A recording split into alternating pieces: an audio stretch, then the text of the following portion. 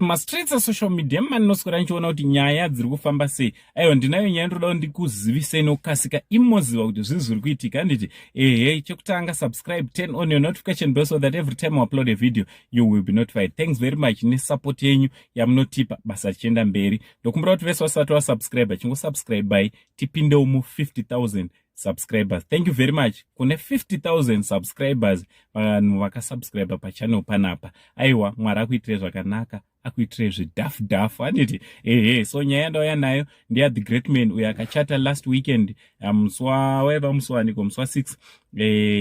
Tikatokorokotedzawo tikakuradzai zvakanga zviri kumuchato, makisi mukamaona, asi zviri kunzi iye zvino kwaane chimoto kuhanimunhu kwake nenyaya yekuti kwanzi muchato wakachatwa, asi zviri kuratidza kuti avo vakaorganiza event yavo veTEO here ameneko hanzi havana kunge vabhadharwa mari dzavo zvakakwana. Handiti kureva kuti zvoni vatova muzvikwereti. Greatman achata asi akasara nezvikwereti.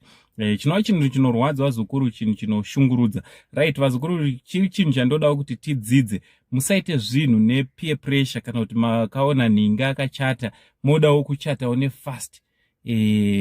Vanhu vanenge takasiyana mawandiro uye maunganidziro. Handiti chidzidzo ichocho vazukuru, handifunga kuti imba inozonakidza kana kuti honeymoon inozonakidza makatsomewa nevanhu vezvikwereti. Handiti take your time. Kana mada kuchata, kana mada kuita whatever zvamoda kuita, musaite pressure kubva kuvanhu.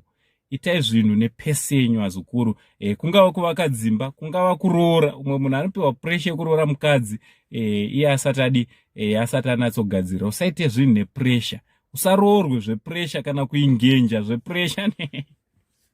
Vamwe tozovaona vakachipfeka ma-engagement rings for 2-3 years. Ameno kuti inenge ichiri ingori engagement amen. So vazukuru, ndozvandandiuya zokuzivisai, musaite pressure. Dress riri kupfekwa neumwe pavhale, siyana nazvo kana usina mari. Handiti kana kuda kuendesana kuti events usina mari.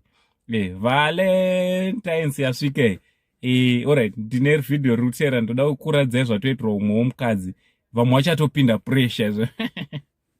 Ona ka video kanotera. Ndonyaya ndandiuya zokuzivisai, monyorawo comment section kuti munofungei nezvenyaya yaGreatman uyo ari kunzi ane zvikwereti pamuchato waakachata last weekend. From Uncle Zen, the only Zimbabwean uncle. Chitichi, much love.